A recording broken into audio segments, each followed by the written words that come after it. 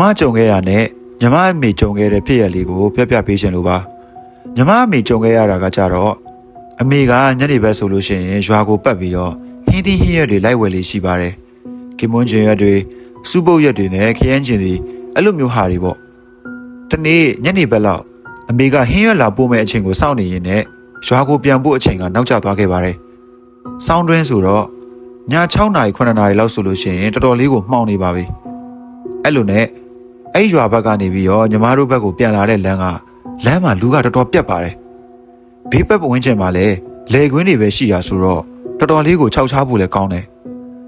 ်လာတဲ့လမ်းမှာလည်းချောင်းတစ်ခုနဲ့အဲ့ချောင်းကိုဖြတ်ဖို့အတွက်ကိုတရားတစ်ခုလည်းရှိပါတယ်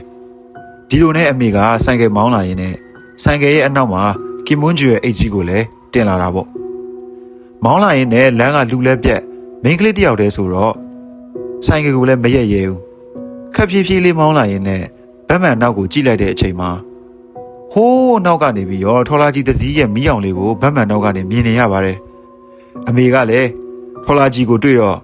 အဖော်ရှိတယ်ဆိုပြီးတော့စိတ်အေးလက်အေးနဲ့မောင်းနေခဲ့ပါတယ်ဒီလိုနဲ့တရားနာရောက်ခံနေကြတော့ဗတ်မှန်ကိုတစ်ချက်ပြန်ကြည့်လိုက်တဲ့အချိန်မှာဆိုင်ကယ်ရဲ့အနောက်မှာအသက်လက်ပိုင်းအရွယ်အမျိုးသားတစ်ယောက်ကမြင်းကောင်းစွတ်ကြဲကြီးဝစ်ပြီးတော့ထိုင်နေတာပါဗတ်မှန်ကကြည့်လို့ရှိရင်သူကထိုင်နေတော့အမေရဲ့အနောက်ကိုမမြင်ရဘူးပေါ့အမေကိုကြွယ်နေတာပေါ့အမေကလည်းတွေးလိုက်မိတာကသူဘယ်နေရာမှလည်းမရက်မိပါဘူးတောက်လျှောက်လဲဆိုင်ကယ်ကိုမောင်းလာတာပြီးတော့ဆိုင်ကယ်ရဲ့အနောက်မှာလည်းကင်မွန်းကျွေရဲ့အိတ်ကိုတင်ထားတာဆိုတော့လူထိုင်လို့လည်းမရဘူးထိုင်မယ်ဆိုလို့ရှိရင်လည်းအဲ့ကင်မွန်းကျွေရဲ့ကတည့်ရဲ့အတိုင်းပဲအရန်စူးတာမို့လို့ဘလို့မှထိုင်လို့ဆိုတာမဖြစ်နိုင်ပါဘူးအမေလည်းအဲ့လိုမျိုးထိုင်နေတာကိုမြင်လိုက်ရောဖျားစာတွေရွတ်မြစ်တာတုတ်တွေရွတ်ပြီးတော့ဆိုင်ကယ်ကိုထိမ့်မောင်းရပါတယ်ဆိုင်ကယ်ကိုထိမ့်ပြီးမောင်းရပါတယ်ဗတ်မှန်ကနေကြည့်လို့ရှိရင်သူ့ရဲ့မျက်နှာကိုမမြင်ရပါဘူးဘာလို့လဲဆိုတော့သူ့ရဲ့လေဘင်းလောက်ကိုပဲမြင်ရတာမို့လို့မျက်နှာကဘယ်လိုပုံစံလဲဆိုတာကိုအမေလည်းမတွေ့ရပါဘူးအမေကလည်းဖျားစာတွေရွတ်ပြီးတော့တတိမလွတ်အောင်လို့ဆိုင်ကယ်ရဲ့ခေါင်းကိုတေချာထိမ့်ပြီးမောင်းနေခဲ့ပါတယ်သူတခုခုလှုပ်လိုက်လို့ရှိရင်လည်းဆိုင်ကယ်က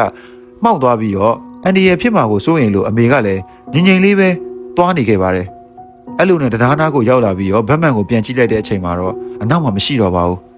အနောက်ကလိုက်လာလဲထော်လာကြီးကလည်းမိလာပြီးတော့ကြော်တက်သွားတဲ့အချိန်ကျမှအမေမှလည်းစိတ်သက်သာရသွားခဲ့ပါတယ်အမေအိမ်ကိုရောက်တဲ့အချိန်မှာချွေးစည်းရထွက်နေပြီးတော့ကတုံကရင်အောင်ဖြစ်နေခဲ့ပါတယ်ဘာအန်ဒီရဲ့မှမပြုတ်ပေမဲ့သူကတော့လမ်းကြုံလိုက်တဲ့သဘောပါဒါပေမဲ့အမေကတော့တော်တော်လေးကိုလန့်သွားခဲ့ပါတယ်အရွာကလူတွေကိုနောက်မှပြန်မေးကြည့်တဲ့အချိန်မှာအမေဖြတ်လာခဲ့တဲ့အဲ့တရားနာမှာကအသက်ခံရခဲ့တဲ့တက်လက်ပိုင်းအရွယ်လူငယ်တယောက်ရှိတယ်လို့ပြောကြတယ်။ရွာကလူတွေပြောပြီးကြတဲ့ကတော့အမေကနောက်ဆိုလို့ရှိရင်ဟင်းသီးဟင်းရွက်တောင်းဝယ်ရင်တော့မှမှောင်တဲ့အထီတောင်မနေရဲခဲ့တော့ပါဘူး။ဟင်းရွက်တွေမရရင်လည်းနေပါစေအမေကတော့မဆောင်တော့ဘူးဆိုပြီးပြောပြခဲ့တယ်။ညီမကြုံခဲ့ရတဲ့အကြောင်းအရာတစ်ခုကကြတော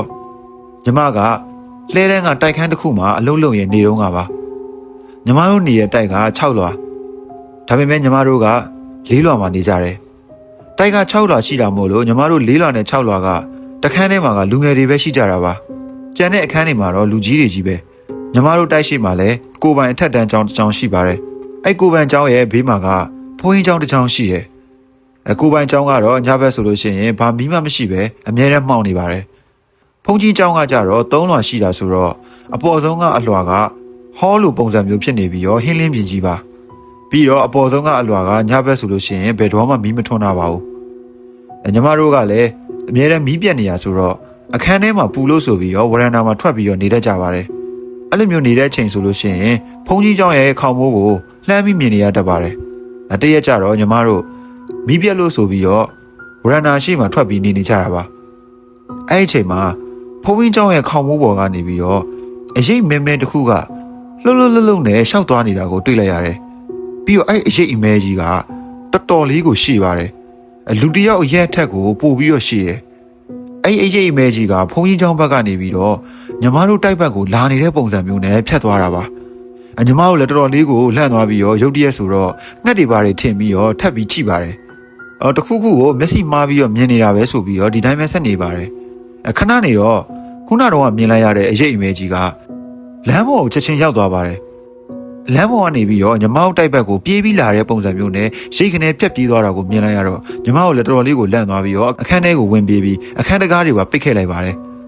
အမတွေကိုပြောပြတဲ့အချိန်မှာအမတွေကတော့ညဘက်ကြီးအဲ့လိုမျိုးအပြင်ကိုထွက်ပြီးမကြည့်ကြဘူးကိုဆူတာပေါ့အဲ့အားကြောင့်ကိုနောက်ဆိုလို့ရှိရင်ညဘက်အပြင်တော့မထွက်ရဲခဲ့ကြတော့ပါဘူးဒီလိုနဲ့ညဘက်အိတ်တဲ့အချိန်ရောက်တော့အပေါ်ကပြောခဲ့သလိုညီမတို့တိုက်6လွှာလုံးမှာက4လွှာနဲ့6လွှာမှာပဲလူငယ်တွေရှိကြတာပါအကျန်တဲ့အခန်းတွေမှာကလူကြီးတွေပဲဖြစ်တော့ညဘက်9နာရီလောက်ကြော်လို့ရှိရင်တော့ဘယ်သူမှအတက်အဆင်းမရှိတော့ပါဘူးအပေါ်က6လွှာမှာတော့ကောင်မလေးတစ်ဖွဲ့ရှိတယ်သူတို့ကည10နာရီလောက်မှအလုပ်ဆင်းတာဆိုတော့အဲ့အချိန်ဆိုလို့ရှိရင်သူတို့အုပ်စုလက်ကြီးစကားတွေပြောပြီးတက်လာတာကိုအပြဲတမ်းကြုံရပါတယ်သူတို့ကအလွန်ဆုံးညက်နက်လို့ရှိရင်17နာရီလောက်အထိကြာမှပဲပြန်လာကြတာပါသူတို့ပြန်လာလို့တက်ရင်လည်းခြေတံတွေမဟုတ်ပဲစကားပြောတဲ့နေပါကြားရတာဆိုတော့သူတို့တက်လာလို့ရှိရင်သိရပါတယ်အဲ့ဒီညကအိတ်တဲ့အချိန်မှာညီမတို့17နာရီခွဲလောက်ကြီးအိတ်နေရင်လည်းနိုးလာပြီးတော့လှေကားကနေတက်လိုက်ဆင်းလိုက်လုပ်နေတဲ့ခြေတံတွေကိုကြားနေရတယ်ဖုန်းထဲကနာရီကိုဖွင့်ကြည့်လိုက်တဲ့အချိန်မှာမနက်1နာရီခွဲလောက်ရှိနေပြီအဲ့အချိန်တိုက်ကိုဘယ်သူမှအတက်အဆင်းလုပ်ကြတာမျိုးတခါမှမကြုံဘူးပါဘူးညီမကတော့ငြိမ်ပြီးတော့နားထောင်နေရပေါ့ဒါပေမဲ့ခြေတံတွေကလုံးဝကိုရက်မသွားဘူးတက်လာလိုက်ဆင်းလာလိုက်တက်လာလိုက်ဆင်းလာလိုက်နဲ့တောက်လျှောက်ကြီးကိုကြားနေရတာအဲ့ဒီကပိုပြီးကြောက်မိတာကမအိတ်ခင်ဝရဏာမှာတွေ့လိုက်ရတဲ့အရေးအမဲကြီးကြောင့်ညီမတို့တိုက်ကိုအဲ့အရေးအမဲကြီးရောက်လာတယ်ဆိုပြီးတော့စိတ်ထဲမှာထင်နေမိတာပါခုနကတော့အရေးအမဲကြီးကြောင့်လူကလန့်နေတော့အိတ်မပြောရနဲ့အဲ့ချီတန်တွေကိုပို့ပြီးတော့သတိထားမိလာတာပါအရင်ရောကြောက်စရာကောင်းတာတော့မဟုတ်ပေမဲ့အဲ့ချီတန်ကဘသူချီတန်လဲဆိုတာကိုလည်းတေချာတော့မသိရဘူးအမနဲ့ကြတော့အခန်းထဲကအမကြီးကိုပြောပြတဲ့အချိန်မှာသူကလည်းညတော့ကကြားရတယ်လို့ပြောပါတယ်ဟိုဘက်တိုက်ကNDGတွေကိုလည်းမေးတော့သူတို့ကပြုံးမဲ့ပြုံးနေတယ်ဘာမှပြန်မပြောဘူးအဲ့နောက်ပိုင်းကစပြီးတော့ဘလောက်ပဲပူပူညဘက်အခန်းပြင်ကိုထွက်တော့မထွက်ရဲခဲ့တော့ပါဘူးဒါပေမဲ့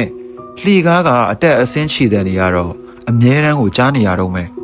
အခုတော့ညီမတို့လည်းအဲ့တိုက်မှာမနေတော့ပါဘူးညီမတို့တငယ်ချင်းတွေလည်းဘယ်သူမှမနေရကြတော့လို့ဆိုပြီးတော့အဲ့တိုက်ကနေအကုန်လုံးပြောင်းလာခဲ့ကြပါတယ်အခုချိန်ထိလည်းအဲ့ချီတဲ့နေရဘသူတွေလဲဘာလို့အဲ့လိုမျိုးကြားနေရတာလဲဆိုတာကိုတည်တည်ချာချာမသိခဲ့ရပါဘူးကျွန်တော်ရဲ့ဖွားလေးဆုံးသွားတော့ဟာကြုံခဲ့ရတဲ့ဖြစ်ပျက်လေးတစ်ခုကိုပြောပြချင်လို့ပါကျွန်တော်ရဲ့ဖွားကဟိုရင်ကလေးကစိတ်လေးရမ်းတောက်တတ်တဲ့သူဆိုတော့အသက်ကြီးလာတဲ့အချိန်မှာအဆုတ်တွေမှာအပေါက်တွေဖြစ်ပြီးတော့နောက်ဆုံးကြတော့အသက်ဆုံးရှုံးရတဲ့အထိကိုဖြစ်လာခဲ့ပါတယ်ဒီလိုနဲ့ဖွားလေးဆုံးသွားပြီးရက်လေရောက်တဲ့အချိန်မှာတော့ထူးဆန်းတဲ့ကိစ္စတွေစပြီးတော့ဖြစ်လာခဲ့ပါတယ်ဖွားလေးမှာကသားနဲ့သမီးက6ယောက်ရှိပါတယ်အဲ့ထဲကဦးလေးငယ်ဆုံးကတရေတွေဘာတွေကိုကြောက်တဲ့ထဲမှာပါပါတယ်ဒီလိုနဲ့ကျွန်တော်တို့နေ့လယ်ဘက်လောက်ကြီးကျွန်တော်အမရဲ့ကျွန်တော်ရဲ့ဝင်းခွဲအကူ2ယောက်ရဲ့ကလူအပ်တဲ့ပစ္စည်းတွေကိုဝယ်ဖို့ဆိုပြီးတော့ထွက်သွားခဲ့ပါတယ်ပြီးတော့အင်္ဂါတချို့လူတွေကလည်းဖုန်းကြီးကျောင်းကိုသွားပြီးတော့ဖုန်းကြီးတွေကိုပင့်ဖို့အတွက်ကိုသွားပြီးတော့လုပ်နေခဲ့ကြပါတယ်အဲ့ဒီအချိန်မှာဦးလေးငယ်တယောက်တည်းပဲအိမ်မှာကြံခဲ့တာပေါ့ဦးလေးငယ်ကပစ္စည်းတွေကိုလှေကားကနေတည်လာပြီးအပေါ်ရောက်တဲ့အချိန်မှာအရန်ပူလို့ဆိုပြီးပန်ကာကိုဖွင့်ထားခဲ့ပါတယ်ဒီလိုနဲ့သူချေးတိတ်သွားတဲ့အချိန်မှာပန်ကာကိုပိတ်ပြီးတော့သူကျန်တဲ့ကိစ္စတွေဆက်လုပ်နေခဲ့ပါတယ်ခဏနေရောရုတ်တရက်ဆိုလို့ပန်ကာကသူ့အလိုလိုကြီးထောက်ဝင်လာခဲ့ပါတယ်ဦးလေးကလည်းအိမ်မှာတယောက်တည်းဆိုတော့တော်တော်လေးကိုလန့်ပြီးပန်ကာကိုတော့ပိတ်လိုက်တယ်ဒါပေမဲ့ပန်ကာကသူစကြတဲ့ကမဖွင့်ထားခဲ့တာမို့လို့ပိတ်လိုက်လဲပန်ကာကမရက်သွားခဲ့ပါဘူးဦးလေးကအဲ့အောင်မြင်တဲ့အချိန်မှာပို့ပြီးတော့လန့်သွားပြီးတော့ပန်ကာရဲ့ပလက်ကျိုးကိုဆွဲပြီးတော့ဖြုတ်လိုက်ပါတယ်အဲ့ကြတော့မှပဲပန်ကာကရက်သွားပါတယ်ကျွန်တော်တို့ပြန်ရောက်တဲ့အချိန်မှာဦးလေးကအဲ့အကြောင်းကိုပြောပြပြီးတော့ပန်ကာကိုလည်းသူများကိုပေးခဲ့ဖို့ပြောလိုက်ပါတယ်ဒီလိုနဲ့ညဘက်ရောက်တဲ့အချိန်မှာကျွန်တော်တို့မောင်နှမတွေကအဲခန်းထဲမှာပဲစုပြီးတော့အိတ်ကြပါတယ်ည1နာရီလောက်ရောက်တဲ့အချိန်ကျတော့ကျွန်တော်ရဲ့ခေါင်းရင်းကနေပြီးလူတစ်ယောက်ကလမ်းလျှောက်သွားတာကိုကျွန်တော်ကြားလိုက်ရတယ်ကျွန်တော်ကတော့တယောက်ကအိမ်နာထသွားတာပဲနေမယ်ဆိုပြီးတော့စိတ်ထဲမှာထင်ထားခဲ့တယ်ဒါပေမဲ့အဲ့ခြေတံကအိမ်နာထဲသွားတာမဟုတ်ဘဲနဲ့ကျွန်တော်တို့ခေါင်းရင်းနားမှာပဲခောက်ထုတ်ခောက်ပြန်လမ်းလျှောက်နေရပါတခါလေကြလို့ရှိရင်ကျွန်တော်တို့ခြေရင်းနားကိုရောက်သွားပြီးတော့တခါလေကြလို့ရှိရင်လည်းကျွန်တော်တို့ကိုခွာကြော်နေတဲ့ဟာမျိုးတွေကိုကျွန်တော်တို့ခံစားမိနေပါတယ်ဘာလို့လဲဆိုတော့သူခွာကြော်လိုက်တဲ့အချိန်မှာနှာခေါင်းသားကိုလေလေးတွေကထက်ခနဲဖြက်ခနဲတိုက်သွားတာမို့လို့ပါအဲ့လိုနဲ့ကျွန်တော်ရဲ့ဘေးနားမှာခောက်တုတ်ခောက်ပြန်ရှောက်နေတဲ့အတန်တွေကိုကြားပြီးတော့ကျွန်တော်လည်းတော်တော်လေးကိုလန့်ပြီးစက်သိန်းတွေထလာခဲ့တယ်အဲ့ဒါအဖွားလေးဖြစ်မယ်ဆိုတာကိုလည်းကျွန်တော်ကသိနေခဲ့ပါတယ်ဒါပေမဲ့ကျွန်တော်ခေါင်းမူးခြုံထားတာကိုလုံးဝဖွင့်ပြီးမကြည့်ရဲပါဘူးတခုခုမြင်ရမှာကိုစိတ်ထဲမှာတွေးပြီးတော့ကြောက်ပြီးလန့်နေခဲ့ရပါကျွန်တော်ရဲ့ဆောင်ကိုတဖြည်းဖြည်းချင်းအောက်ကနေပြီးတော့ဆွဲချတာကိုခံစားလိုက်ရတယ် စိတ်ထဲမှာဘလို့မခံစားနိုင်တော့ဘဲနဲ့အကျယ်ကြီးထအောင်မိလိုက်ပါတယ်။အဲ့ကြတော့မှဘေးနားမှာအိတ်နေတဲ့သူတွေပါအကုန်လုံးနိုးလာပြီးတော့ကျွန်တော်ဘာဖြစ်တာလဲဆိုပြီးမေးကြတယ်။ကျွန်တော်ရဲ့အကူနဲ့နောက်ထပ်အမဝင်းခွဲတယောက်ကလည်းအဲ့ဒီအတန်တွေကိုကြားနေရတယ်ဆိုပြီးတော့ပြောပြပါတယ်။အဲ့ကြတော့မှပဲဖွားလေး6တာကိုကျွန်တော်တို့3ယောက်လုံးခံခဲ့ရတယ်ဆိုတာကိုသိခဲ့ရပါတယ်။ဒါပေမဲ့ရက်လဲတဲ့အချိန်တရားနာပြီးတော့ကိစ္စဝိစ္စတွေအကုန်လုံးပြီးသွားတဲ့အချိန်မှာတော့အိမ်မှာဖွားလေးရှိတဲ့အရေးရောင်ကိုဘလို့မှမခံစားမိကြတော့ပါဘူး။ဖွားလေးလည်းကောင်းရမွန်ရကိုရောက်သွားခဲ့ပြီလို့ထင်ပါတယ်။ဒီဖြစ်ပျက်တွေကအခုချိန်ထိကျွန်တော်တတိယနေတော့မှာပဲ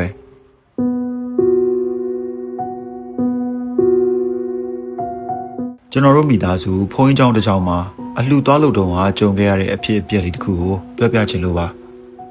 ကျွန်တော်တို့မိသားစုမှာငငယ်လေးတွေကကိုးကွယ်တဲ့ဖုန်းကြီးတစ်ပါးရှိပါတယ်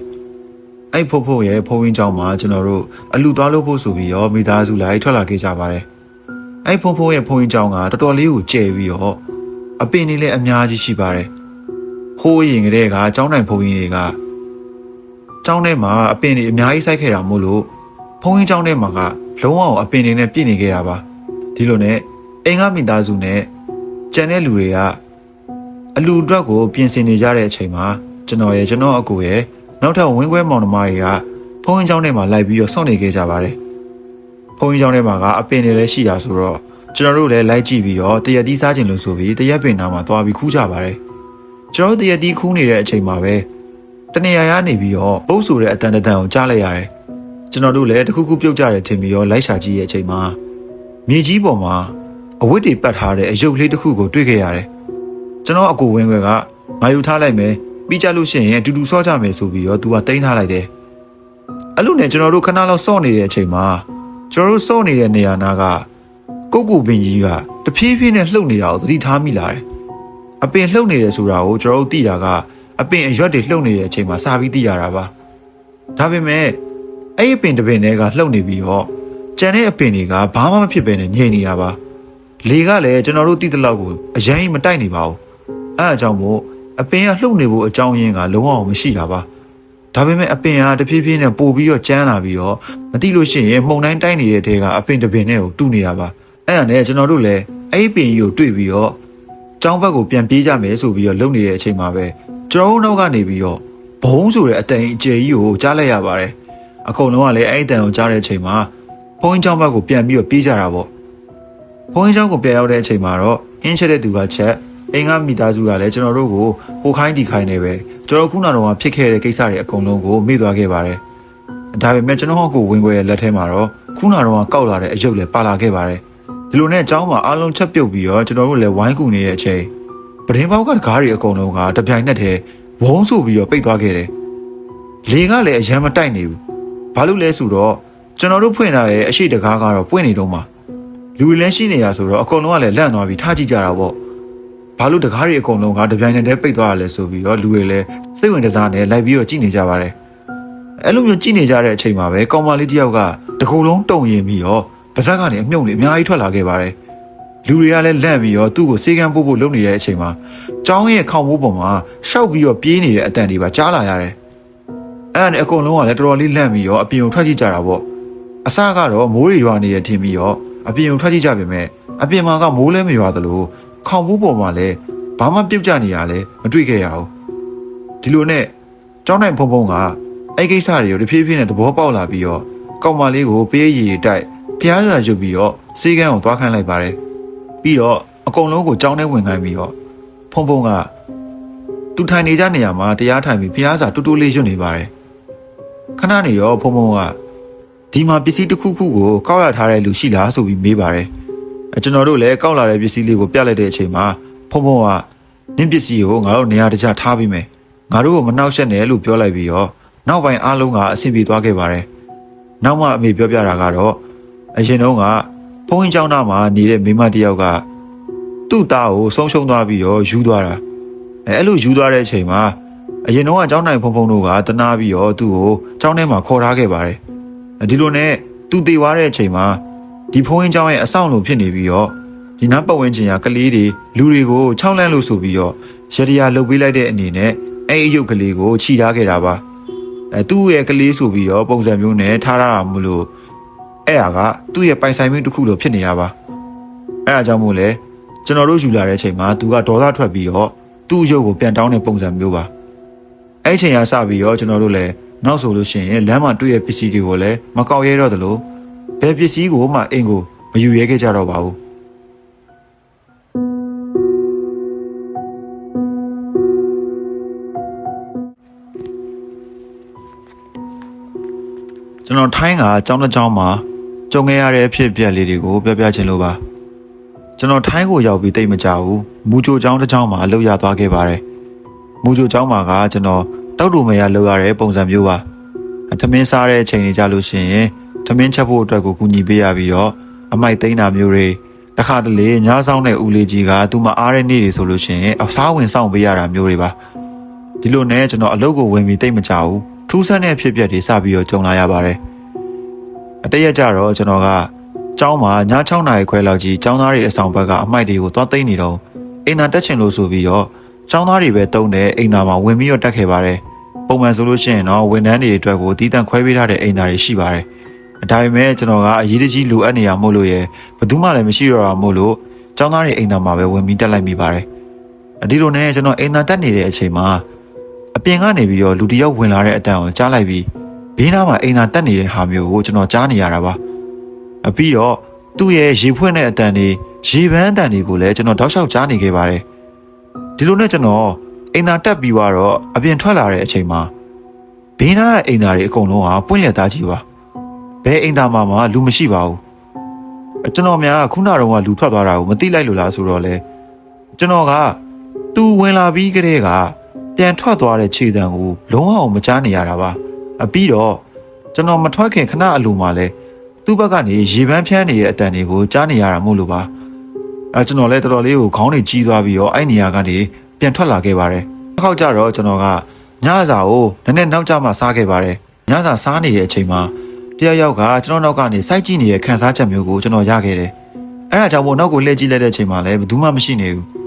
ပြီးတော့ကျွန်တော်ညစာစားပြီးလို့အမိုက်သွားလွတ်ပြတဲ့အချိန်ထိလည်းကျွန်တော်နောက်ကနေလူတယောက်ကလိုက်လာတဲ့ဟာမျိုးကိုအတန်ကြီးကြားနေရပါတယ်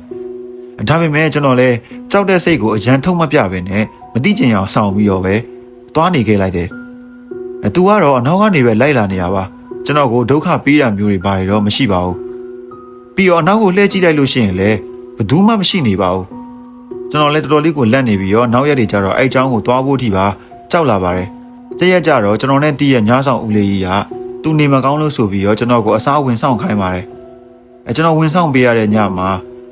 9 နာရီ10 နာရီလောက်ကြီးကျောင်းဘက်ကနေပြီးတော့ကလေးအော်ငိုတဲ့အတန်တွေကိုကြားလာရတယ်ပြီးတော့ခုံစပွဲတွေကိုထုတဲ့အတန်တွေပြီးရင်ဖြက်ပြေးနေတဲ့အတန်တွေကိုပါခဏခဏကြားနေရပါတယ်ကျွန်တော်လည်းတော်တော်လေးကိုလန့်နေပြီးတော့အိမ်နာကနေပြီးဘဲမကိုထပြီးမသွားရဲပါဘူးအပေါ်သွားကျင်တာတော့မှအိမ်နာကိုမသွားရဲတဲ့အထိပါပဲနောက်မှကျောင်းဆောင်တဲ့အကူပြပြတာကတော့အရင်တုန်းကကျောင်းမှာအဆောင်ရှိရဲလို့ပြောပါတယ်ဆုံးသွားတဲ့ထိုင်းဖွားကြီးတယောက်ကအဲ့အဆောင်တွေကိုမွေးထားခဲ့ရလို့ပြောတယ်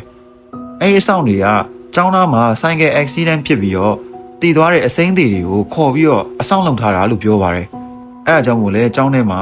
အဲ့လိုမျိုးအဆောင်တွေအများကြီးရှိနေရလို့ဆိုပြီးတော့ပြောပြပါတယ်အဲ့ကိုပြောပြီးတော့တိတ်မကြဘူးကျွန်တော်တို့ကျောင်းထဲကဆီယာမတယောက်ကမျက်နှာတစ်ချမ်းပဲပါတယ်လူတယောက်ကိုမြင်လိုက်ရတယ်ဆိုပြီးတော့လန့်ပြီးဆေးရုံမှာတင်ခဲ့လိုက်ရပါတယ်ဒါကတော့ကျွန်တော်ထိုင်းမှာလက်တလောအလုံးလုံးနေတဲ့နေရာကနေကြုံခဲ့ရတဲ့အဖြစ်အပျက်လေးပါပဲအခုကကြတော့ကျွန်တော်ရဲ့အသိဉာဏ်မလေးတယောက်ကပြောပြထားတဲ့ဟာလေးကိုကျွန်တော်ကိုယ်တိုင်ပြန်ပြောပြပေးမှာပါသူကကြတော့အခုထိုင်းမှာအလုပ်လုပ်နေတာပေါ့သူကဖုန်းဆိုင်တစ်ခုမှာအလုပ်လုပ်နေတာဖုန်းဆိုင်ကပြောရလို့ရှိရင်ပုံမှန်ဆိုင်နေလို့ပဲအရှိမတကားပေါက်ရှိပြီးတော့အနောက်ဘက်မှာကတော့အပိတ်ပေါ့နော်ပြောရင်အနောက်ဘက်ကရုံကန်ဝင်ပေါက်ထွက်ပေါက်ကအရှိအပေါက်တစ်ခုပဲရှိတယ်ဧည့်သည်တွေဝင်လာလို့ရှိရင်လည်းအဲ့အပေါက်ကပဲသူတို့အလုပ်တွေဆင်းလို့ရှိရင်လည်းအဲ့အပေါက်ကပဲတပေါက်ပဲရှိတာဆိုတော့ဘသူဝင်တယ်ဘသူထွက်တယ်ဆိုတာကို CCTV ကနေပြီးတော့သူတို့ကြည့်လို့ရတယ်ပေါ့အဲ့လိုနဲ့တည်းကြတော့သူတို့တွေဒီမနေ့ပိုင်းရုံးကိုရောက်လာတဲ့အချိန်မှာသူတို့ရဲ့ဒီအဝင်ပေါက်ထွက်ပေါက်ရဲ့တကားမှာလက်ရတစ်ခုကိုသူတို့တွေ့ရတယ်လို့ပြောရပါတော့အဲ့လက်ရက တော်တော်လေးနဲ့တုတ်လို့လည်းမပြောင်းသလိုမျိုးရေနဲ့တိုက်ရင်တော့မပြောင်းပြောရရင်ဒီ CG ပေနေတဲ့ပုံစံမျိုးပေါ့နော်လက်ရမဲမဲကြီးဖြစ်နေတာပေါ့အဲ့ဒါတစ်ခေါက်သူတို့တွေ့ကြရတယ်နောက်တစ်ခေါက်ကျတော့လက်ရမဟုတ်ပဲနဲ့ဟိုခြေထောက်အစုံလိုက်ရက်ထားတဲ့ဟာကိုသူတို့ရဲ့ဒီဆိုင်ဝင်ပေါက်ဝါရှိတဲ့တိမ်မှာစုံရက်ထားတဲ့ခြေထောက်ကြီးအကြီးအဲ့အရာကြီးကိုတွေ့ကြရတာပြောရလို့ရှိရင်ဒီဆိုင်မှာကဝင်ပေါက်ထွက်ပေါက်ကလည်းတစ်ခုတည်းရှိပြီးတော့ထွက်ပြီးသွားလို့ရှိရင်လည်းဒီတော့ရီခတ်ထားခဲ့ရဆိုတော့ဒီလိုမျိုးခြေပလာကြီးနဲ့လည်းဒီ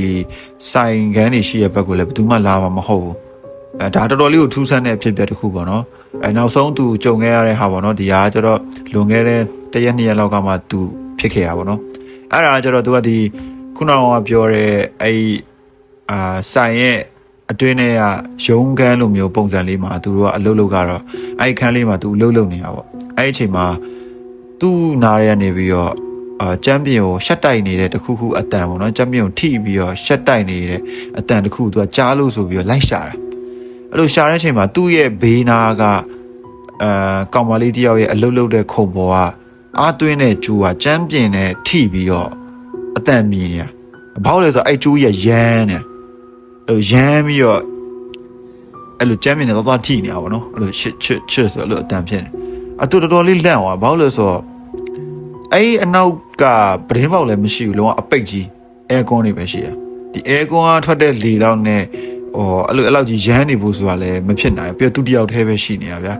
ပြီးတော့ဘေးနားမှာလည်းအဲ့လိုမျိုးအသွင်းကျိုးအပြင်မှာတခြားကျိုးတွေလည်းရှိတယ်အဲ့ကျိုးတွေကြတော့ဘာမှလှုပ်မနေဘဲနဲ့အဲ့ကျိုးကြီးကလုံးဝဘယ်ညာရမ်းနေတာပေါ့နော်အဲ့ဒါသူကျွန်တော်ပို့ပေးရတဲ့ဗီဒီယိုလေးရှိတယ်အဲ့ဒါကိုလည်းကျွန်တော်ဒီမှာထည့်ပြီးတော့ပြပေးထားမယ်အဲ့ဟာကြုံပြီးသွားတဲ့နောက်ပိုင်းမှာသူတို့ဒီအဲ့ရုံးထဲမှာပဲဖျားစာတွေဘာတွေသူတို့ဖွင့်တယ်ပေါ့နော်အဲ့လိုဖွင့်တဲ့အချိန်မှာတော့ဘာမှတော့မဖြစ်ဘူးဒါပေမဲ့သူတို့ရဲ့အဲ့ဆိုင်မှာကအဲ့လိုမျိုးအမဲသားတို့အမဲသားပေါ့နော်အမဲသားတွေပါစားလို့မရဘူးလို့ပြောတယ်အမဲသားလားစိတ်သားလားအဲ့လိုမျိုးစားလို့မရဘူးလို့ပြောတယ်စားပြီးသွားလို့ရှိရင်အဲ့စားတဲ့လူကအဲ့လိုအနာတရားတစ်ခုခုဖြစ်မဖြစ်ရင်အဲ့လိုမျိုးအလုံးမှာအဆင်မပြေရတွေဖြစ်တယ်ပေါ့နော်ဥမာမတော်တဆဖြစ်တာပေါ့ယော်လိုက်ရတာမျိုးတို့မတော်တဆဖြစ်တာတို့အဲ့လိုမျိုးတွေဖြစ်တယ်ပေါ့နော်သူတို့ကအဲ့ဒါကိုဒီဆိုင်ဆက်ဆောက်ဖွင့်တဲ့အချိန်မှာလဲဖုံးကြီးတွေနဲ့ပြင်ပြီးရောပရိတ်တွေတရားတွေလည်းနာခဲ့ပြီးသွားပြီဒါပေမဲ့အခုလိုမျိုးဖြစ်နေသေးရဆိုတော့သူတို့လည်းတရားကိုဖျားစာတွေရွတ်ပြီးတော့အဖေဖုံးကြီးတွေနဲ့ထပ်ပြီးတော့ဟိုလှုပ်လိုက်ရတယ်ပေါ့နော်ဒါကတော့ထိုင်းမှာရှိရဲညီမလေးတယောက်ကသူကြုံခဲ့ရတဲ့ဟာလေးကိုကျွန်တော်ဟိုပြပေးထားတာပေါ့နော်လာပြပေးရတဲ့အတွက်ကိုလည်းကျေးဇူးအများကြီးတင်ပါတယ်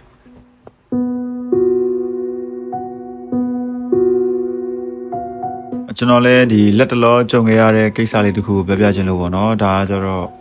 ထူးဆန်းတဲ့ပုံစံမျိုးလို့ပြောမှာပေါ့နော်ကျွန်တော်တို့ဒီတိုက်နားမှာပဲပေါ့ကျွန်တော်တို့ဒီတိုက်အောက်ကပန်းချံလိုနေရာလေးရှိတယ်အဲ့နေရာလေးကအပင်တွေလည်းများပြီးတော့အကောင်ပလောင်တွေလည်းပေါ်တယ်ဗျာပြရှင်းတို့တခါကျမွေပါလည်းရှိတယ်အဲ့လိုမျိုးအဲ့နေရာမှာကျွန်တော်သွားထိုင်နေတဲ့အချိန်ပေါ့နော်အဲ့ခုံလေးနဲ့ထိုင်နေတဲ့အချိန်မှာအဲ့လိုအပင်ပေါ်ကနေပြီးတော့ကျွန်တော်စိတ်ထဲမှာတော့တစ်ကိုင်းကြောက်လို့တော့အစာထင်တာဗျဒါပေမဲ့တစ်ကိုင်းကြောက်လည်းမဟုတ်ဘူးအပြောရင်သူကဖြည်းဖြည်းချင်းဆင်းလာအစကျွန်တော်လည်းတစ်ကိုင်းကြောက်ပေါ့နော်ဒါပေမဲ့သူဖြည်းဖြည်းချင်းဆင်းလာဆိုတော့ကျွန်တော်မွေလို့ပဲထင်ပြီးလန့်သွားဒါပေမဲ့အဲ့ဒါကိုကျွန်တော်က flashlight ထိုးလိုက်တဲ့အချိန်မှာလဲ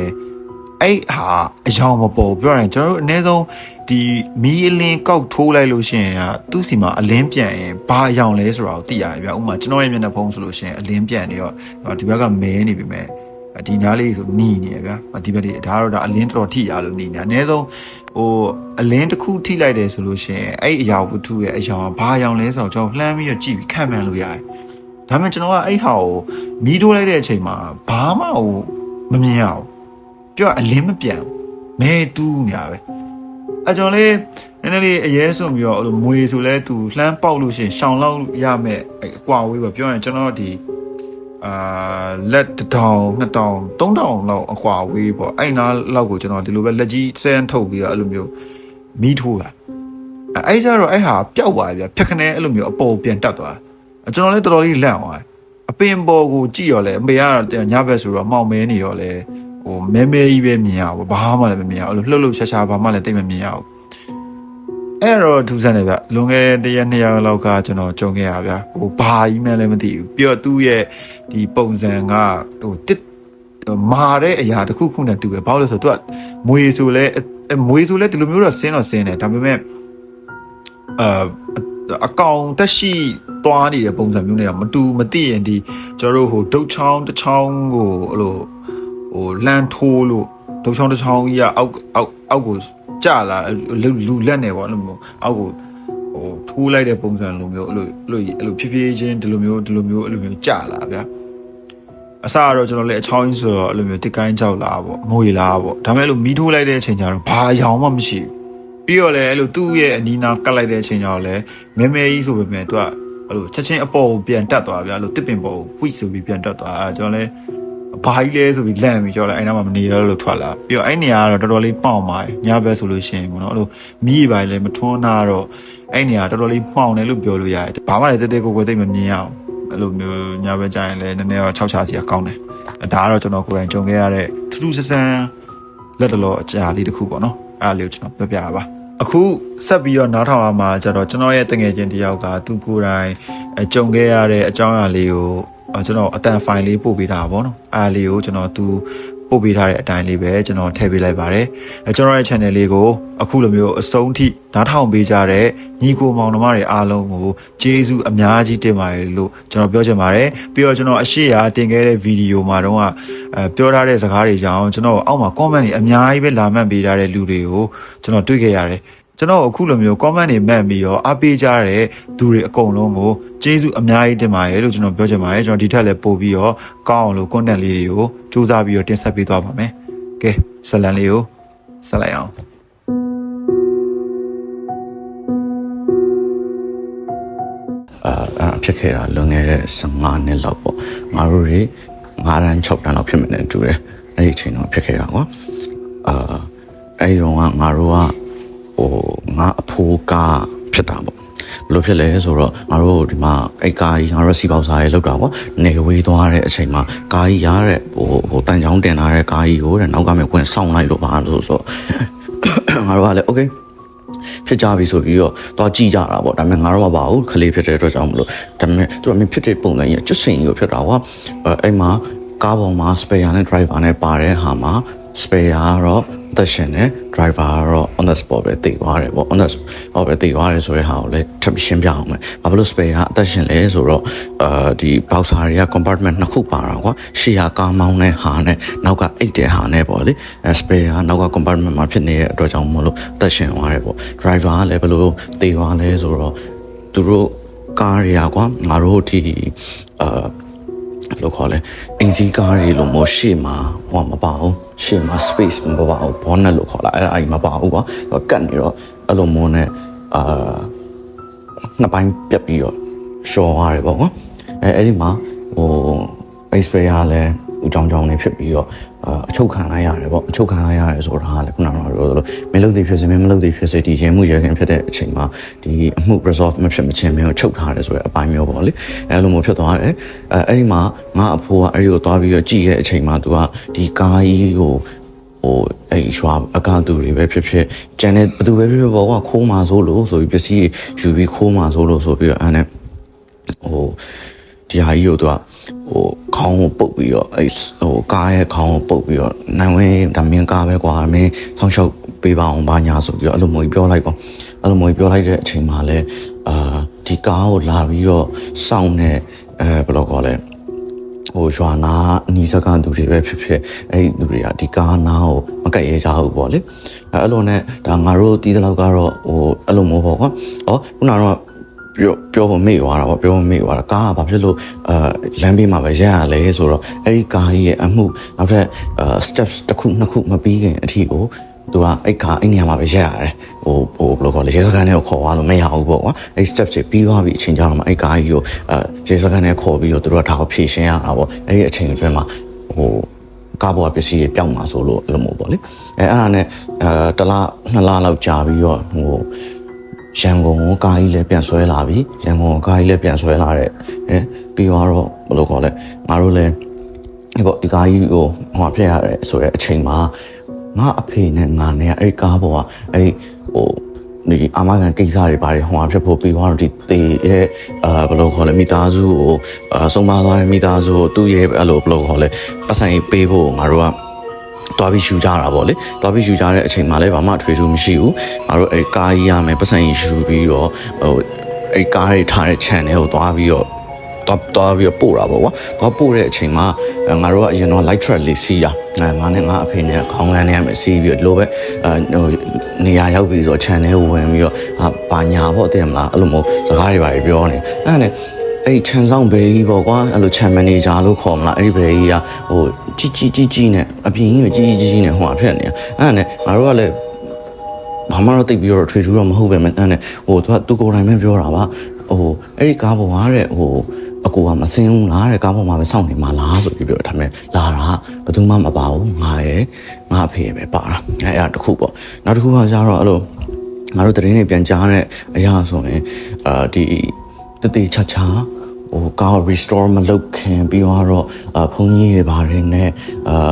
ယူဖတ်တဲ့ဆန်မပြုတ်ခင်မှာအဲ့စီပေါစားပေါ်မှာအမြဲတမ်းမတည့်ရပြီးတော့လမ်းလျှောက်နေတာအဲ့ဟာငါတို့ဆိုတာထားအဲ့လိုဒီ channel ရသူတွေမြင်ရတယ်ဆိုပြီးငါတို့လည်းပြန်ပြီးတော့ကြားခဲ့ရတာပေါ့လေဒါကတော့လွန်ခဲ့တဲ့10နှစ်15နှစ်တုန်းကဖြစ်တဲ့ဖြစ်ပျက်ဆိုတော့ငါပြောနေရတယ်ကလည်းတချို့ဟာလေးနည်းနည်းလေးဝေဝါးလေးဖြစ်နေတာပေါ့လေဒါပေမဲ့တကယ်အဖြစ်ပျက်ပြီးတော့ဟိုခေါ်လဲနည်းနည်းလေးနာမည်ကြီးတဲ့အဖြစ်ပျက်ပေါ့လေဟိုဒီသူတို့လုပ်ငန်းခွဲမှာသူတို့ဒီဖြစ်သွားတဲ့ကိစ္စပေါ်မှာတော့နည်းနည်းလေးနာမည်ကြီးအဖြစ်ပျက်ပေါ့